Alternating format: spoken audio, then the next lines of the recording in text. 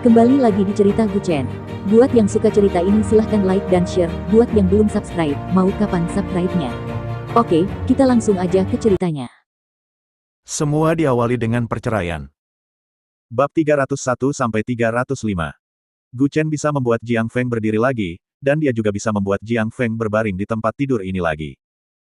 Dalam beberapa bulan terakhir ini, dapat dikatakan bahwa Jiang Feng telah mengalami penderitaan manusia yang membuatnya sengsara. Berlututlah, kata Jiang Tianhe dengan marah sambil meraih lengan putranya. Jiang Feng segera menekuk kakinya dan berlutut di depannya, Tuan Gu, mulai sekarang, saya akan menjadi orang baik, saya akan menjadi orang baik. Apapun yang kamu katakan tidak akan diabaikan. Tuhan berkata lakukan saja. Jaga dirimu baik-baik. Guchen meliriknya dan berkata dengan dingin. Meskipun hubungan dengan keluarga Jiang kini telah mereda, Guchen masih tidak bisa antusias terhadap pria ini ketika dia memikirkan gadis yang dipermalukan sampai mati olehnya belum lama ini. Siapa bilang gadis itu bunuh diri? Jika dia mati di tangan Jiang Feng, dia pasti tidak akan membiarkan pria ini pergi. Ada reinkarnasi di jalan surga, dan beberapa orang akan mendapatkan balasannya. Jadi Guchen hanya membiarkan Jiang Feng sementara. Melihat dia akan pergi, Jiang Tianhe dengan cepat melangkah maju dan membuka pintu. Tuan Gu, biarkan saya mengantarmu. Ya. Keduanya meninggalkan bangsal sambil berbicara dan tertawa. Jiang Tianhe menatapnya beberapa kali sepanjang jalan, ingin mengatakan sesuatu, tetapi pada akhirnya dia menelan kata-kata itu di mulutnya. Jika ada yang ingin kamu katakan, katakan saja.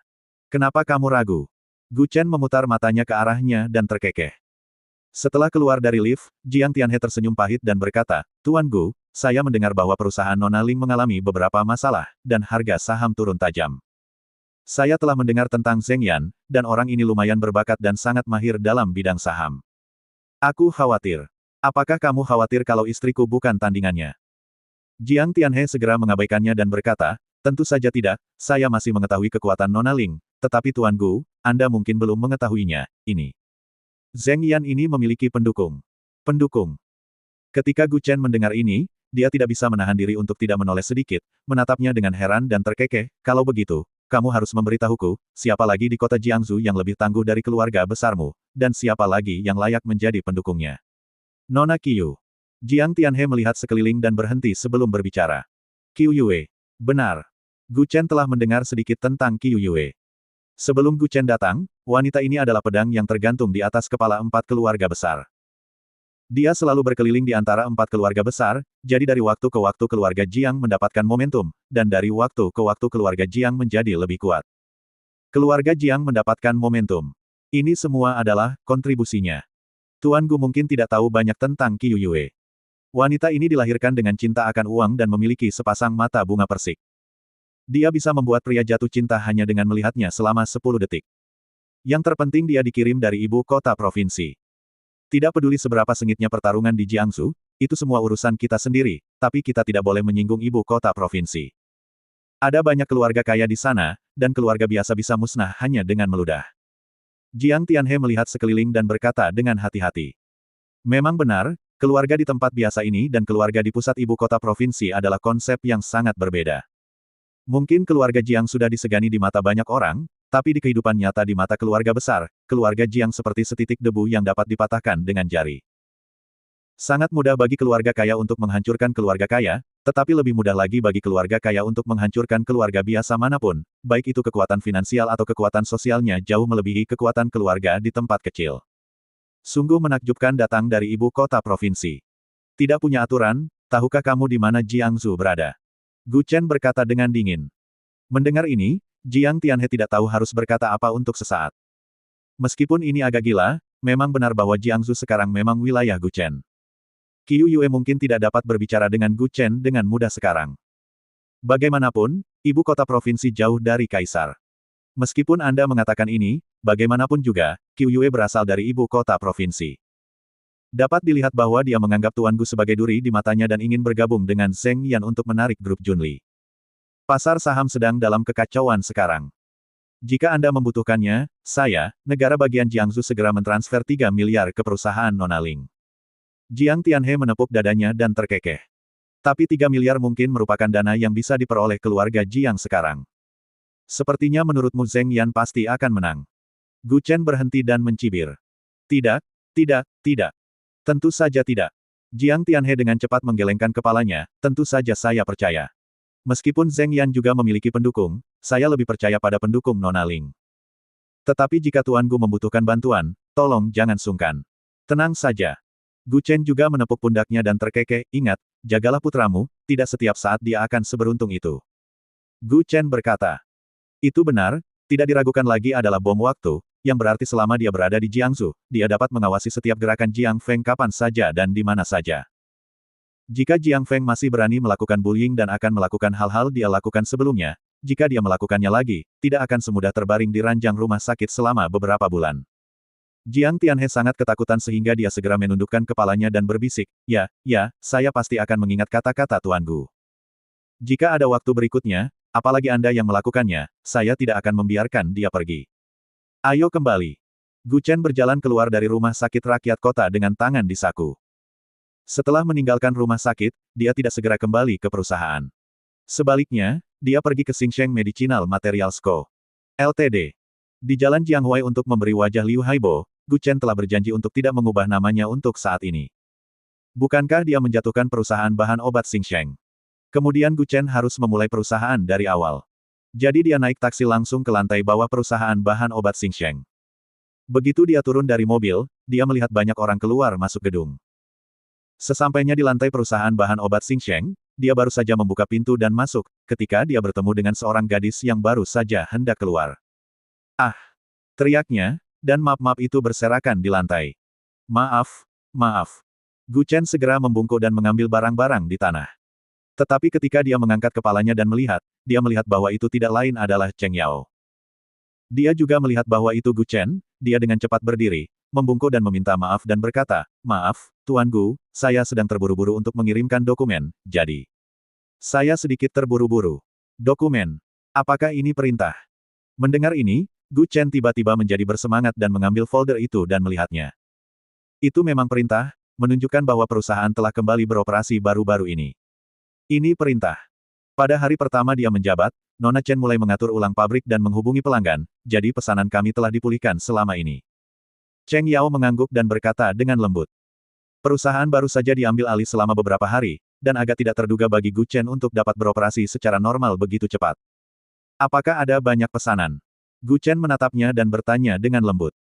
Cheng Yao mengangguk sedikit, tidak terlalu banyak, hampir sama seperti saat kami sibuk sebelumnya. Nona Chen telah menghubungi semua pelanggan sebelumnya. Perusahaan sekarang buka untuk bisnis, tapi apa? Ini sepertinya membingungkan. Anda harus menanyakan detailnya kepada Nona Chen, saya tidak tahu. Oke, kamu pergi dan kerjakan pekerjaanmu dulu. Aku akan pergi melihat-lihat perusahaan. Lalu Gu Chen masuk ke perusahaan. Para karyawan di aula selalu berurusan dengan beberapa dokumen.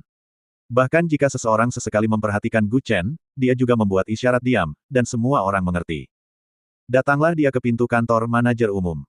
Saat itulah dia mendengar siapa yang dibicarakan Chen Yue di telepon. Mengapa Anda tiba-tiba menyesalinya? Tidak, harga kami sudah paling rendah. Kami benar-benar tidak punya uang lagi. Sekarang Gu Chen akhirnya mengerti mengapa perusahaan kembali bekerja hanya beberapa hari setelah resmi dibuka. Ini semua karena Chen Yue menghubungi pelanggan satu persatu.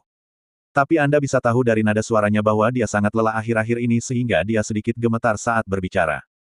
Gu Chen langsung memutar pegangan pintu dan mendorongnya hingga terbuka dan masuk. Kebetulan Chen Yue menekan tombol hands-free dan bisa mendengar suara pihak lain. Hei, Bos Chen, harganya, saya masih belum puas. Jika Anda ingin saya bekerja sama dengan perusahaan Anda, saya akan menyewa kamar di Hotel Huating, menyiapkan anggur yang enak, dan mari kita bicara perlahan. Ini telah dibuat dengan sangat jelas. Jika Anda ingin bekerja sama, Anda harus membuat Chen Yue membayar harganya. Mungkin Chen Yue tidak menyadari bahwa seseorang telah memasuki kantor saat ini. Tepat ketika dia mengerutkan kening dan dengan marah bersiap untuk membantah dengan bijaksana, ponselnya direnggut dari belakang. Ingat, kami tidak bekerja sama lagi, dan saya tidak kekurangan Anda sebagai pelanggan. Tut. Ketika Chen Yue melihat bahwa Gu Chen menutup telepon, dia langsung panik dan berkata dengan cepat, Kakak Gu, kamu. Kenapa kamu menutup telepon? Pelanggan tadi adalah pelanggan besar kita. Kesepakatan telah diselesaikan, dan pesanannya sebesar 800.000 yuan. Kenapa? Apakah Anda benar-benar berencana pergi ke hotel bersamanya untuk membicarakan bisnis? Kata Gu Chen sambil tersenyum bercanda. Tentu saja tidak mungkin. Chen Yue menggelengkan kepalanya dan berkata dengan cepat, tetapi kami masih dapat memperoleh keuntungan. Perusahaan baru saja beroperasi secara normal, jadi kita dapat menghasilkan lebih sedikit dulu untuk mempertahankan pelanggan, sehingga kita akan memiliki lebih banyak pesanan di masa depan. Tidak perlu. Pesanan 800.000 yuan saja tidak cukup untuk memberi saya sesuatu. Ingat, kerja sama itu saling menguntungkan, tidak ada yang harus bekerja untuk siapa. Chen Yue menelan kata-katanya bahkan ketika Gu Chen berbicara. Meskipun perusahaan sekarang memiliki likuiditas 300 juta, saluran penjualan masih didasarkan pada saluran ketika Liu Haibo ada di sini. Sekarang perusahaan bangkrut, banyak pelanggan menolak bekerja sama. Sekarang Chen Yue telah berencana untuk mendapat untung kecil namun perputarannya cepat. Setidaknya perusahaan tampaknya masih berfungsi dengan baik sekarang. Kakak Gu, apakah aku tidak pandai mengelola perusahaan? Chen Yue menundukkan kepalanya dan berkata dengan lembut. Gu Chen dengan cepat menggelengkan kepalanya, tidak, kamu mengelolanya dengan sangat baik. Kamu telah membuat perusahaan ini memulai kembali dalam waktu yang singkat. Kamu terlalu pandai. Tidak semua orang pantas disebut manusia. Tidak semua orang pantas disebut manusia. Kata-kata ini bergema di hati Chen Yue. Meski hanya kalimat sederhana, mengapa terasa begitu mendominasi jika keluar dari mulut Gu Chen? Melihat gadis ini menatapnya dengan tergila-gila, Gu Chen sebenarnya merasa sedikit malu. Dia terbatuk sedikit dan memalingkan muka, ngomong-ngomong, bagaimana situasi spesifik perusahaan sekarang? Berapa keuntungannya? Hah. Akhirnya topiknya berubah ke arah yang benar. Chen Yue mengeluarkan folder dari laci, ini adalah laporan yang saya buat. Jika situasi saat ini dilakukan, laba bersih akan menjadi 300.000 yuan sebulan. Dan hanya lebih dari 2 juta tahun ini. Gu Chen menunduk dan merenung dengan suara rendah. Dia mengambil alih perusahaan ini tidak hanya untuk menghasilkan sedikit uang, tetapi juga untuk membuka jalan bagi dirinya di masa depan dan memiliki sumber keuangan yang cukup. Penghasilan hanya 2 hingga 3 juta setahun mungkin dianggap sebagai eksistensi yang dijunjung oleh orang awam, namun bagi mereka yang benar-benar mampu, lebih dari 2 juta bisa diselesaikan hanya dengan sekali makan. Tidak cukup. Itu masih jauh dari cukup. Gu Chen memegang tangannya dan mendesah pelan, jika kita melanjutkan seperti ini, kita tidak akan menghasilkan banyak uang. Untuk mengambil alih perusahaan ini, Anda tidak dapat berpegang pada kerangka aslinya, kamu harus melompat keluar dari situ. Dulu, ketika Liu Haibo menjalankan bisnis, dia memperoleh laba bersih sekitar 6 juta pada tahun itu. Sekarang, karena penghasilannya berkurang, itu bukan karena Chen Yue tidak kompeten, tetapi karena dia telah menurunkan harganya sedikit, untuk menarik pelanggan. Dengan cara ini, keuntungan yang tersisa bagi mereka setipis kertas. Kita tidak memiliki saluran pasokan yang baik, semuanya telah naik akhir-akhir ini, dan harga yang diberikan oleh pihak berwenang tinggi. Anda baru saja mengambil alih perusahaan ini dan kita sudah memiliki sedikit pelanggan. Jika harga terus naik, pelanggan yang tersisa mungkin pergi. Jadi kita hanya bisa menurunkan keuntungan dan menstabilkan situasi terlebih dahulu. Chen Yue juga menghela nafas pelan dari samping. Dia juga tahu bahwa orang seperti Gu Chen yang melakukan hal-hal besar hanya bisa mendapatkan 300.000 yuan sebulan, bahkan itu tidak sebanyak Zhang Bao, bajingan lokal dengan statusnya. Tapi faktanya kemampuannya terbatas pada ini. Saat pertama kali mengambil alih perusahaan, itu adalah keinginannya untuk mempertahankan keuntungan aslinya. Lalu jika kita memiliki saluran pembelian yang bagus dengan kualitas tinggi dan harga murah, apakah keuntungan kita akan bertambah besar? Gu Chen memegang tangannya dan tertawa pelan. Chen Yue mengangguk, tentu saja. Selama harganya rendah, kita bisa menghasilkan uang, tapi di mana kita bisa menemukan pemasok berkualitas tinggi dan harga rendah?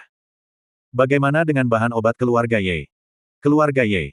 Tunggu, Kakak Gu, Anda tidak sedang membicarakan keluarga tanaman obat di utara, keluarga Ye, kan? Keluarga Ye terletak di utara ibu kota kuno Chang'an.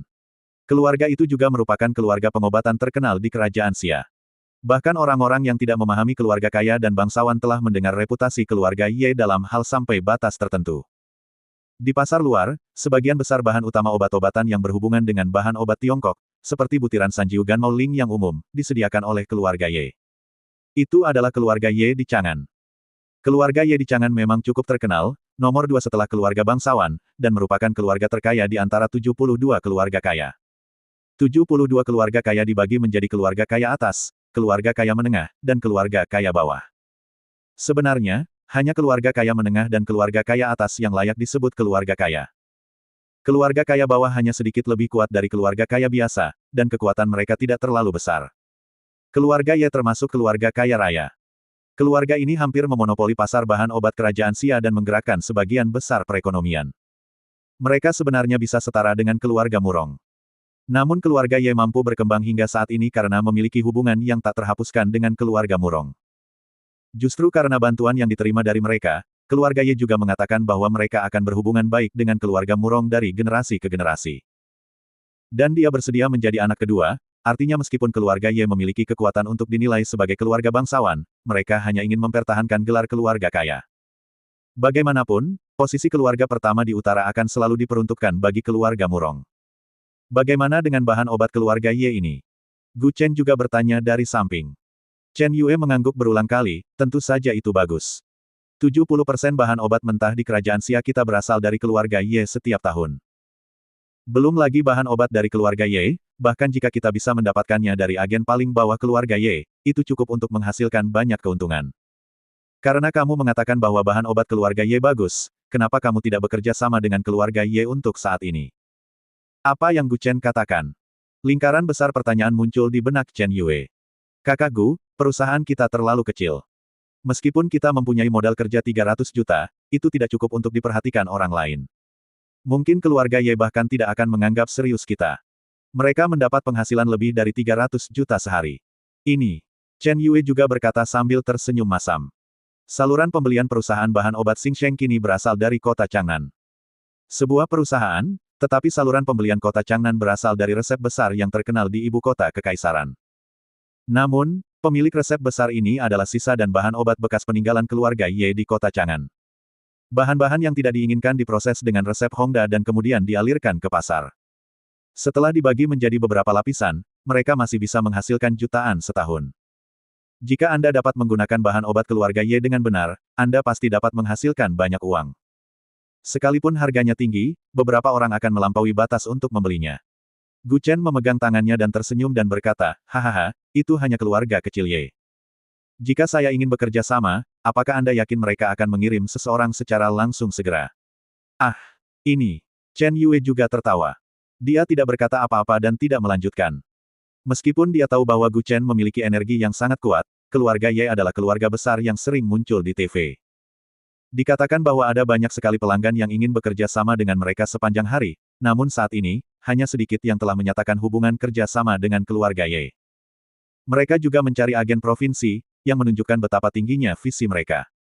Perusahaan bahan obat Xingsheng hanyalah perusahaan bahan obat yang tidak mencolok di kota Jiangsu. Kakak Gu, apakah kamu kenal seseorang dari keluarga Ye? Chen Yue tiba-tiba mengerti dan bertanya dengan heran. Gu Chen merentangkan tangannya dan tersenyum pahit, baru saja mendengar namanya, apakah itu dihitung? Ini. Jika hanya mendengar namanya dianggap sebagai kenalan, maka setiap orang mungkin memiliki banyak teman. Belum lagi hanya mengetahui nama seseorang, mereka benar-benar berteman. Sulit untuk bekerja sama dengan keluarga Ye. Bagaimanapun, mereka adalah perusahaan besar. Keluarga Ye didukung oleh negara, pilihannya terlalu luas, dan tentu saja wawasannya juga tinggi. Bisnis bahan obat ini dapat dianggap sebagai pemasukan yang cukup besar bagi keuangan negara. Inilah sebabnya mengapa keluarga Ye dapat menempati peringkat di antara 72 keluarga kaya teratas. Kalau begitu bersiaplah. Jika seseorang dari keluarga Ye datang, aku harus merepotkanmu untuk datang dan berbicara dengannya. Chen Yue hanya tersenyum canggung dan tidak berkata apa-apa lagi, oke. Kakak Gu, telepon saja aku kalau begitu. Oke. Gu Chen menoleh ke arahnya dan terkekeh, bisakah kamu mengemudi? Tidak. Chen Yue menggelengkan kepalanya sedikit. Luangkan waktu untuk mengikuti sekolah mengemudi, gunakan 300.000 untuk membeli skuter mobilitas di perusahaan dan mengemudi. Lagi pula, Anda juga direktur sekarang, dan Anda juga butuh kemasan saat berbisnis di luar. Gu Chen menunduk dan melihat plester di tumitnya dan berkata dengan lembut. Ini pasti disebabkan oleh perjalanan bisnisnya baru-baru ini keluar. Dalam beberapa hari, Liu Haibo telah menghubungi semua kliennya yang tersebar. Jika Anda memikirkannya dengan hati-hati, Anda dapat mengetahui betapa kerasnya Chen Yue bekerja hari ini. Justru karena dia bekerja keras, dia menginspirasi para karyawan di bawahnya. Ketika Chen Yue mendengar bahwa Gu Chen ingin membeli mobil untuk dirinya, dia dengan cepat menggelengkan kepalanya, tidak, saya bisa mengendarai sepeda listrik. Lebih nyaman juga naik taksi di kota. Aku yang membuatkan keputusan untukmu, kembalilah dan mendaftar ke sekolah mengemudi. Gu Chen langsung membuat keputusan untuknya, dan Chen Yue hanya mengangguk sedikit tanpa berkata apa-apa lagi, oke. Aku akan mendaftar untuk sekolah mengemudi di lain hari dan dapatkan secepatnya. Dapatkan SIM-nya. Oke, silakan saja. Ada yang harus aku lakukan dan aku akan pergi dulu. Setelah itu, Gu Chen meninggalkan kantor, dan Chen Yue bergegas menuju pintu. Kakak Gu, aku akan memberikannya padamu. Tidak, tetap sibuk. Ingatlah untuk makan tepat waktu. Setelah meninggalkan perusahaan, Gu Chen menarik napas panjang dan dalam di jalan di bawah. Dia mengeluarkan 5 akta nikah dari belakang punggungnya dan tersenyum, hai pertunangan. Ini benar-benar berguna saat ini. Tak lama kemudian, suara dingin seorang wanita terdengar dari ujung telepon yang lain. Siapa? Gu Chen memegang telepon di tangannya dan mencibir, Ye Dongqing. Saya tunanganmu, Gu Chen, dan saya ingin memutuskan pertunangan. Di sebuah kota. Seorang wanita yang sangat cantik mendorong pintu dari luar dan membanting pintu itu ke dinding dengan sangat keras. Menyebalkan sekali. Orang tua yang sedang menyiram bunga di balkon menoleh dan menatap cucunya dan tidak bisa menahan tawa. Qing Qing, ada apa denganmu? Saya tidak tahu di mana hal gila datang dari hari ini. Orang gila menelepon aku dan mengatakan dia tunanganku, dan dia ingin memutuskan pertunangan denganku. Kata gadis pirang itu dengan marah. Dia adalah wanita tertua dari keluarga Ye Dongqing. Ketika lelaki tua yang sedang menyiram bunga di sebelahnya mendengar ini, dia menjatuhkan ketel ke tanah dan berseru, apa katamu? Putuskan pertunangannya. Dia jujur sekali, dia bahkan tahu namamu. Apakah pembohong ini bekerja keras untuk menipumu? Apakah orang itu menyebutkan namanya? Iya. Pria tua itu duduk perlahan di kursi. Ye Dongqing tidak bisa menahan diri untuk tidak menyipitkan matanya ketika dia melihat kakeknya seperti ini dan berkata dengan lembut, kakek, kamu tidak menyembunyikan apapun dariku, kan? Kamu memang bertunangan. Diputuskan ketika Anda berumur 6 tahun. Apakah Anda masih ingat bahwa ketika Anda berumur 6 tahun dan tidak dapat bangun, seorang paman datang ke rumah dan demam Anda hilang setelah menyentuh pada dahi Anda? Ketika Ye Dongqing berumur 6 tahun, dia sakit parah. Saat itu, dia sedang demam tinggi, dan orang-orang yang berpengetahuan bertanya apakah dia dirasuki roh jahat. Awalnya, keluarga Ye adalah keluarga tanaman obat, dan ahli internal mereka mungkin lebih lengkap daripada yang ada di rumah sakit, tetapi bahkan mereka sendiri tidak dapat menyembuhkan demam Ye Dongqing. Jika demamnya tidak kunjung mereda, jika terus berlanjut, itu pasti akan merusak organ dalam. Pada saat itu, keluarga Ye tiba-tiba mengundang beberapa orang ahli. Semua ahli ternama tidak dapat membantu menurunkan demam Ye Dongqing, tetapi setelah ahli tersebut datang, dia hanya menjentikkan dahinya dan demamnya segera mereda. Tuan Ye juga orang yang cerdas. Secara alami, dia dapat mengetahui secara sekilas bahwa orang ini memiliki kemampuan yang luar biasa. Yang paling disukai keluarga besar adalah berhubungan dengan orang-orang yang cakap dan orang asing di dunia. Banyak keluarga kaya dan bangsawan akan mempertahankan sekelompok orang yang tersembunyi. Hal ini agar pasukan Jianghu ini dapat membantu mereka ketika menghadapi keadaan darurat. Apakah kamu berbicara tentang kakek Feng? Ye Dongqing mengangguk sedikit dan berkata dengan lembut. Tuan Ye juga memiliki senyum masam di wajahnya, jadi, Anda masih ingat kakek Feng. Tetapi kapan pertunangannya dibuat? Kenapa saya tidak tahu? Pada titik ini, Tuan Ye tidak bisa menahan perasaan malu. Dia menggaruk kepalanya, merasa sedikit malu. HMMM. Aku mengekspormu. Apa? Kakek kehilangan segalanya saat itu, tetapi kakek Fengmu tidak menginginkan apapun, jadi dia bersikeras agar kami membuat kontrak pernikahanmu dengan muridnya. Keterampilan berjudi kakek Feng dikenal sebagai raja dari ribuan raja, dan dia tidak pernah gagal. Kemunculannya yang tiba-tiba di keluarga Ye jelas bukan suatu kebetulan. Selama Anda membiarkan dia menang dan kemudian kalah, itu akan menjadi penangkapan ikan yang sukses. Jadi Tuan Ye kehilangan semua uangnya dan menggadaikan semua properti, real estate, dan hal-hal lain kepada kakek Feng. Dengan ratusan kekayaan keluarga yang sangat besar miliaran atau bahkan triliunan, Ye Dongqing diharuskan membuat kontrak pernikahan dengan muridnya sejak dia masih kecil, dan dia secara alami akan memenuhinya ketika dia besar nanti. Setelah bertahun-tahun, berapa banyak orang yang diperkenalkan Ye Dongqing sebagai pacarnya, itu semua disela dan ditolak oleh Tuan Ye, agar tidak mengingkari janjinya. Setelah bertahun-tahun, dia menunggu anak laki-laki yang membuat pertunangan muncul. Setelah mendengar kakeknya menjelaskan sebab dan akibat, Ye Dongqing bertingkah seperti ini. Berdiri di sana dengan ekspresi bingung di wajahnya, dia digunakan oleh kakeknya seperti ini. Saya tidak setuju. Kakek, bukankah kamu selalu memintaku untuk mengutamakan pekerjaan dan berhenti mengkhawatirkan cintaku? Saya masih muda dan saya ingin bekerja. Ye Dongqing menggelengkan kepalanya dan berteriak. Tuan Ye mengelus janggutnya dan terkekeh, saya meminta Anda untuk mengutamakan pekerjaan hanya untuk menunggu bocah itu muncul. Sekarang dia telah muncul, Anda harus menangkapnya untuk saya. Dia hanya mengatakan dia ingin memutuskan pertunangan. Oke, aku juga tidak menyukainya. Kakek, di zaman sekarang, pernikahan sudah lama bebas. Kamu tidak boleh ikut campur dalam urusan anak muda. Baru saja, Gu Chen menelepon dan berkata bahwa dia ingin memutuskan pertunangan. Bukankah ini yang diinginkan Ye Dongqing? Tetapi lelaki tua itu tidak senang, jika Anda setuju untuk memutuskan pertunangan, harganya akan mahal. Mungkin saja keluarga Ye kita harus memberikan semua properti kepada anak laki-laki itu. Saat itu, saya telah kehilangan semua properti keluarga Ye, dan pria itu, Feng Zhenghao, memilih untuk menggunakan Anda untuk melunasi utangnya. Apakah menurutmu ada lagi yang bisa saya lakukan untuk mengatasinya? Keluarga besar mengutamakan integritas, dan Tuan Ye juga seorang dokter pengobatan Tiongkok kuno yang otentik. Dia sangat jujur. Jika kalah, Anda kalah. Jika kakek Feng bersikeras pada properti keluarga Ye, Tuan Ye akan merasa patah hati, tidak akan menolak. Jadi jika Ye Dongqing tidak setuju dengan pernikahan ini, satu-satunya klausul kompensasi adalah memberikan semua properti keluarga Ye kepadanya, sehingga dia dapat menjernihkan kedua belah pihak. Tidak. Tentu saja tidak. Dia tidak mau melewatkan cucu ipar yang begitu baik. Keluarga Ye tidak memiliki apa-apa selain cucu ipar yang cakap. Saat dia bertemu Gu Chen, dia baru saja tiba di Pulau Alcatraz dan dibawa keluar oleh kakek Feng. Apa yang Feng Zhenghao katakan pada Tuan Ye pada awalnya adalah bahwa muridnya adalah seorang jenius seni bela diri yang tidak dapat dilihat dalam satu abad, dan keluarga Ye membuat kontrak pernikahan dengannya. Keluarga Ye telah berkembang dengan mantap selama bertahun-tahun dan telah menghasilkan banyak uang, tetapi tidak pernah mencapai hasil yang luar biasa di dunia. Hanya Ye Dongqing yang memiliki kemampuan luar biasa, dan keluarga besar di kota Chang'an dan Utara memuji dia karena karakternya. Ini adalah satu-satunya hal yang mampu dilakukan keluarga Ye dalam beberapa tahun terakhir. Bagaimanapun, menghasilkan uang adalah hal yang paling tidak mencolok di mata keluarga kaya ini. Apakah aku harus menikah dengannya dalam kehidupan ini? Jika tidak, keluarga Ye kita harus menyerahkan seluruh properti keluarga sebagai kompensasi. Ye Dongqing memandang kakeknya dengan heran dan berseru. Tuan Ye hanya mengangguk sedikit, itu kebenarannya.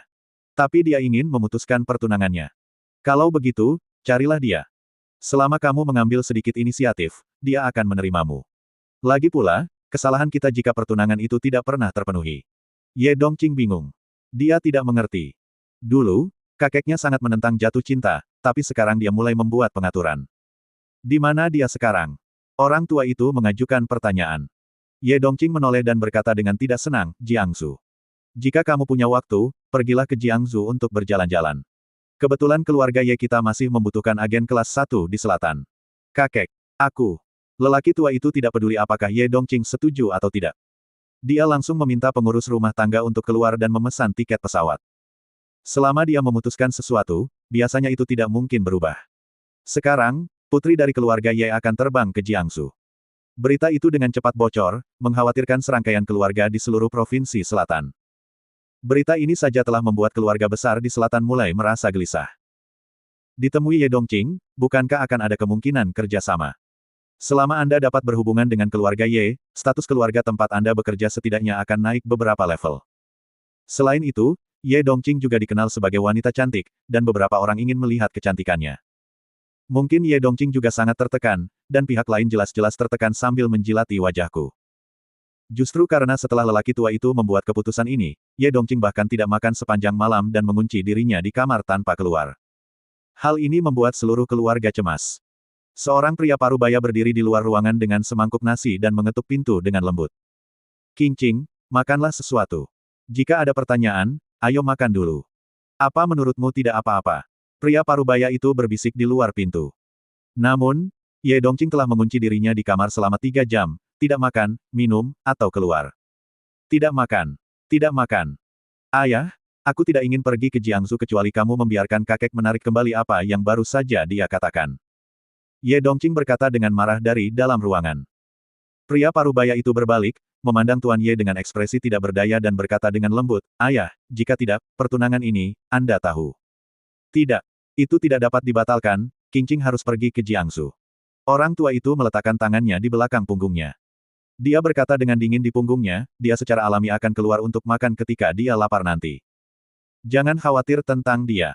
Dalam sebuah pertunangan, laki-lakilah yang harus mengambil inisiatif. Mengapa keluarga Ye kita yang mengambil inisiatif? Apakah kamu ingin kita menyanjungnya? Bahkan jika dia ingin bertunangan, kita harus membiarkan dia datang ke kota Chang'an. Pria parubaya ini pun mulai merasa kasihan pada putrinya. Dia tidak meragukan visi lelaki tua itu. Cucu ipar yang diminati Tuan Ye tentu saja bukanlah orang yang biasa-biasa saja. Tapi laki-laki selalu perlu mengambil inisiatif. Bagaimanapun, gadis ini berkulit relatif tipis. Jika Ye Dongqing mengambil inisiatif untuk pergi ke Jiangsu, status keluarganya akan langsung diturunkan di masa depan. Kamu tidak tahu apa-apa. Tuan Ye memutar matanya ke arahnya dan berkata dengan marah, tahukah kamu apa latar belakang bocah itu?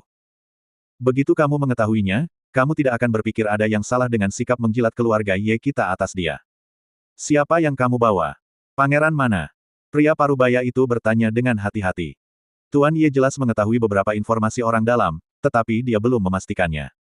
Semuanya hanya spekulasi. Di matanya, Feng Zhenghao adalah orang yang sangat berpengaruh 20 atau 30 tahun yang lalu, tapi sekarang dia sudah pensiun, Tuan Ye tentu saja tidak akan mengumumkan identitasnya di mana-mana. Murid yang dia terima juga harus memiliki latar belakang tertentu. Ada pepatah yang mengatakan bahwa orang yang cakap harus terkenal. Kadang-kadang, latar belakangnya sendiri juga berasal dari keluarga terkenal. Jadi gagasan tentang putra bangsawan yang berasal dari keluarga miskin tidak ada, tetapi kemungkinannya dapat diabaikan, karena jumlahnya terlalu sedikit, dan tidak semua orang bisa. Ketika membuat pertunangan ini, Tuan Ye melancarkan serangkaian penyelidikan. Pada saat itu, dia masih dapat melacak beberapa petunjuk, tetapi petunjuk tersebut mungkin belum ditangani sepenuhnya. Guchen dari ibu kota baru saja dibakar. Bocah jenius yang meninggal itu ternyata konsisten dalam semua aspek. Meskipun Tuan Ye tidak pernah bertanya kepada Feng Zhenghao tentang Guchen, dia juga belajar banyak tentang hal itu secara diam-diam. Jangan tanya tentang beberapa hal. Ingat saja, aku tidak akan pernah menyakiti Qinger, dan aku tidak akan pernah menyakiti keluarga Ye. Tuan Ye meletakkan tangannya di punggung dan berkata dengan dingin, lagi pula, menurut Anda apakah saya memintanya pergi ke Jiangsu hanya untuk pertunangan? Tidak. Bukan. Pria parubaya itu berbisik. Tuan Ye masih sangat bergengsi di keluarganya. Baik dia garis langsung atau cabang. Semua cenderung menuruti perkataannya. Di dalam keluarga Ye, dia adalah kaisar, dan tidak ada yang berani membantah perkataannya, karena biasanya tidak ada yang salah dengan perkataannya. Hanya ketika kekuatan dan keberanian berjalan seiring, seluruh keluarga dapat terkesan. Saya mendapat kabar bahwa alkemis gila masih hidup, yang kemungkinan bersembunyi. Mungkin. Antara kota Jiangsu, Nanjun, dan Tiancheng. Jiangsu adalah yang paling berkembang dan memiliki informasi yang lebih baik. Saya ingin Qinger pergi ke sana. Biarkan dia mencari tahu situasinya. Tuan Ye meletakkan satu tangan di pagar dan berkata dengan lembut. Ketika pria parubaya mendengar ini, dia tidak dapat menahan diri untuk tidak tertegun selama beberapa detik, dan kemudian dia perlahan berkata dengan heran, Ayah, bukankah kamu berbicara tentang orang yang menggunakan pengobatan untuk memasuki Taoisme dan disebut sebagai alkemis abadi di dunia? Bukankah kabar mengatakan bahwa dia sudah mati? Beberapa orang sudah mati, tapi mereka masih hidup, dan beberapa orang masih hidup, tapi mereka sudah mati. Bahkan apa yang kamu lihat dengan matamu mungkin tidak benar, paham? Sampai hari ini hanya karena bimbingan senior itu, keluarga Ye berada dalam kemacetan, dan dialah satu-satunya yang dapat membantu kita.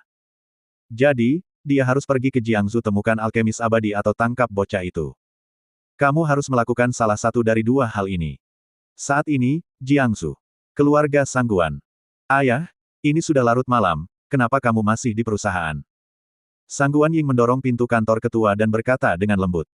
Seorang pria parubaya memegang segelas anggur merah, matanya menatap lurus ke bawah ke pemandangan malam Jiangsu. Keluarga Tian mengirimkan hadiah pertunangan hari ini. Mendengar ini, Sangguan Ying hanya bisa sedikit mengernyit, dan tiba-tiba menyesal datang ke kantor ini, Ayah, saya tidak ingin menikah dengan generasi kedua itu. Saya punya rencana sendiri, bisakah Anda menghargai pendapat saya sendiri? Pendapat. Saya sama seperti Anda saat itu dan ingin mengikuti pendapat saya sendiri. Apakah menurut Anda itu mungkin?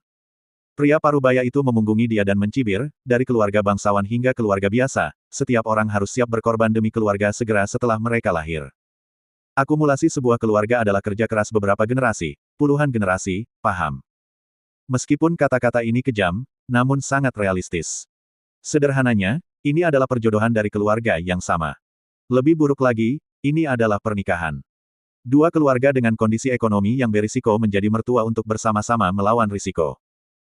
Seseorang yang lahir di keluarga yang sangat berkecukupan, sangatlah tidak mungkin untuk menikah dengan orang biasa, jadi beberapa orang selalu bermimpi untuk menikah dengan keluarga kaya.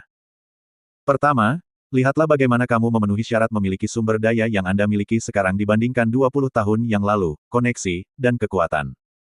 Apakah kamu masih bisa menikah dengan ibuku? Sangguan Ying melihat ke belakang dan mencibir. Pria parubaya itu bahkan tidak ragu-ragu dan berkata langsung, tidak. Dia telah mendengar beberapa hal tentang ayahnya. Dia jatuh cinta dengan seorang mahasiswa biasa saat itu, dan mereka berdua memiliki anak, tetapi mereka masih dipisahkan oleh Tuan Sangguan. Jika dia bersikeras melawan keluarga, keamanan wanita itu mungkin tidak terjamin. Bisa dibayangkan betapa menyayat hati-hati saat memutuskan hubungan. Jadi maksudmu, selama kamu punya kekuatan, kamu pasti bisa lepas dari belenggu keluarga. Bersambung.